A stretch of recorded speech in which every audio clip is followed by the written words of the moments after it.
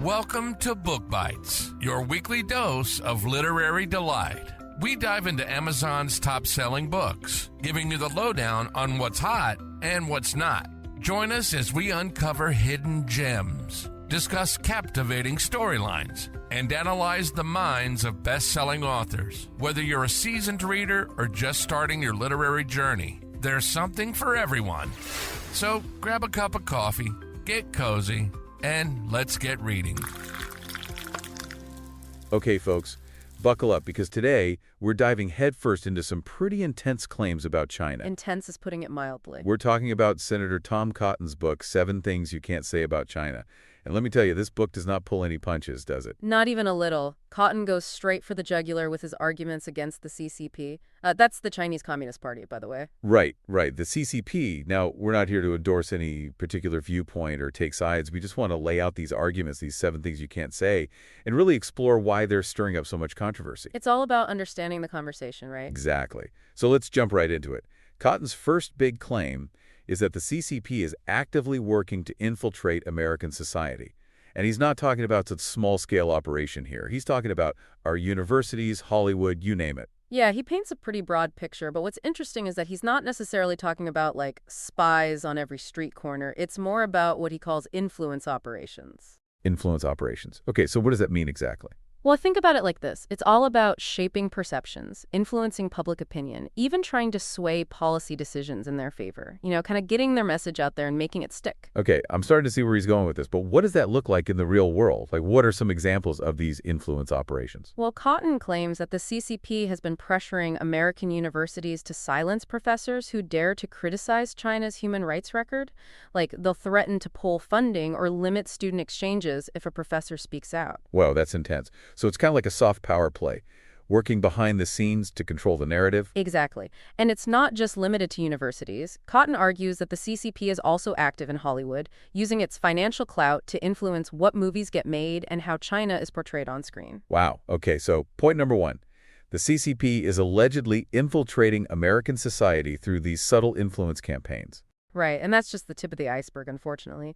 Point number 2 is even more direct. Cotton straight up labels the CCP a brutal dictatorship. No mincing words there. Yeah, he definitely doesn't hold back. But what evidence does he use to back up such a heavy accusation? Well, he points to a number of human rights abuses, particularly the treatment of the Uyghur population in the Xinjiang region. Xinjiang. Okay, for those of us who haven't been following this closely, can you give us a quick rundown on what's happening there? Sure. Xinjiang is a region in northwestern China, and the Uyghurs are a Muslim minority group who have lived there for centuries. Cotton, along with many international human rights organizations, alleges that the CCP is engaged in a systematic campaign of oppression against the Uyghurs. Okay, but what does that actually mean? What's going on there? Well, there are reports of mass detention camps where Uyghurs are being held without trial, forced labor, and even forced sterilization. Cotton doesn't shy away from using the word genocide to describe the situation. It's a really heavy accusation. Genocide. That's incredibly serious. It's hard to even fathom something like that happening in this day and age. It's a horrific thought, and Cotton argues that the CCP's actions in Xinjiang are a clear example of their brutal and authoritarian nature. And it's not just Xinjiang. He also brings up the suppression of Tibetan culture and autonomy as further evidence. Right. Tibet, that's another region with a long history of conflict with the Chinese government. Exactly. So we've got infiltration and accusations of brutal dictatorship. Now, point number 3 takes us to the global stage. Cotton claims that China's growing military ambitions are a direct threat to the United States. This is where things start to feel like a Tom Clancy novel, right? A little bit, yeah, but it's all too real. China's military is modernizing at an alarming rate. They're developing advanced weapon systems like hypersonic missiles. Hold on, the hypersonic missiles, what are those? Imagine missiles that travel so fast they're almost impossible to intercept. 5 times the speed of sound. That's what we're talking about. And they're investing heavily in their navy, expanding their presence in the South China Sea and beyond. Okay, I'm starting to get a little nervous now. So Cotton sees this military buildup as a direct challenge to American power, especially in the Pacific region. Exactly. He argues that China wants to displace the U.S. as the dominant military power in the region and ultimately reshape the global order in their favor. So it's a power struggle on a global scale. And it's not just about military might, right? There's this intense economic competition going on between the U.S. and China as well. Absolutely. Cotton argues that China isn't playing fair in the economic arena either. He accuses them of engaging in all sorts of shady practices like stealing intellectual property from American companies. Wait, stealing intellectual property, what does that mean? Well, think about things like patents, copyrights, trade secrets, the stuff that gives companies a competitive edge. Cotton claims that Chinese companies are notorious for stealing these valuable assets, giving them an unfair advantage in the global market. That's not good. And what about this currency manipulation thing I keep hearing about? That's another tactic Cotton accuses China of using. Essentially, they manipulate the value of their currency, the yuan, to make their exports artificially cheap. This makes it harder for American companies to compete and can lead to job losses here at home. So it's like they're rigging the system in their favor. That's Cotton's argument, yes. And he also claims that China forces American companies to hand over their technology as a price of doing business in China. So it's a multi-pronged challenge. Cotton sees China as a rival on the military front, in the economic arena, and even vying for influence within our own borders through those influence operations we talked about earlier. It's like a strategic game of chess, but with incredibly high stakes.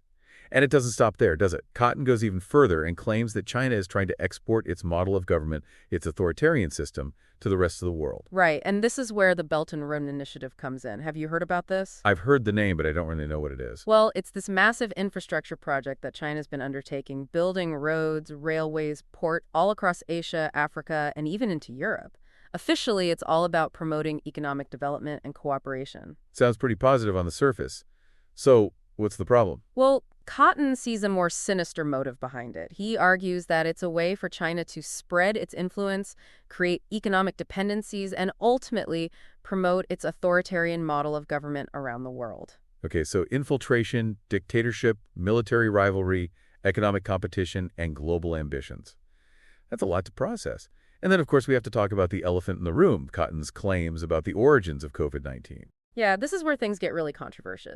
Cotton has been very vocal in suggesting that the virus might have originated in a lab in Wuhan, China. Right, I remember him saying that early on in the pandemic. He points to a lack of transparency from the Chinese government and suggests that they might have been involved in a cover-up. Wow. Now, it's important to note that these are still just allegations, and the scientific community is still debating the true origin of the virus. Absolutely. It's a complex issue that deserves careful consideration and further investigation. But in the context of Cotton's book, it adds another layer to his argument that the CCP is not trustworthy and poses a serious threat to the world. Which brings us to his final unspeakable truth, that the CCP is America's greatest enemy. And based on that very strong conclusion, he calls for a pretty aggressive strategy to counter China. Okay, so what does that look like? What does Cotton propose we do? Well, he advocates for strengthening the U.S. military, building alliances with other countries who share our concerns about China, and even promoting democracy and human rights within China itself.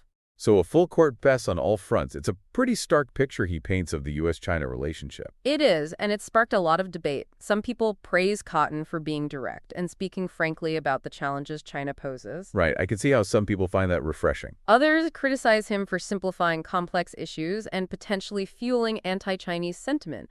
But regardless of where you stand on Cotton's arguments, I think this deep dive has highlighted just how complex and challenging this relationship really is. It's definitely a relationship that's going to shape the 21st century. Absolutely. So as you continue to learn about China, ask yourself, what do you think are the biggest opportunities and potential dangers in how the U.S. and China interact on the world stage? The future might depend on how we answer that question. Great point. Food for thought for everyone listening. Thanks for taking this deep dive with us today. And as always, keep those critical thinking caps on, folks. Stay curious. That's all for this episode of Book Bites. We hope you enjoyed our review. And if you did, please like, share, and follow our podcast. And don't forget to leave a comment with your thoughts on the book. We love hearing from our listeners.